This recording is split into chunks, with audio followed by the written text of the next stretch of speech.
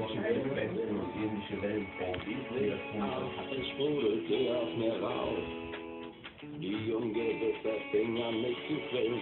Das war mir noch nie passiert, ich war traumatisiert und etwas neugierig war ich auch. Da lächelte sie und hob ihre Knie und rammte es mit voller Wucht in meinen Bauch.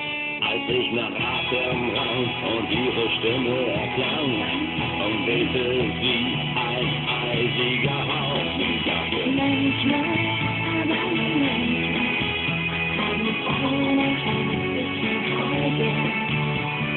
Manchmal, aber nur manchmal, haben Frauen ein kleines bisschen Freude.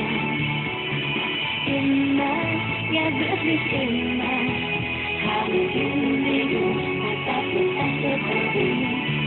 Immer, ja wirklich immer, haben Typen wie du und das ist echte Berlin.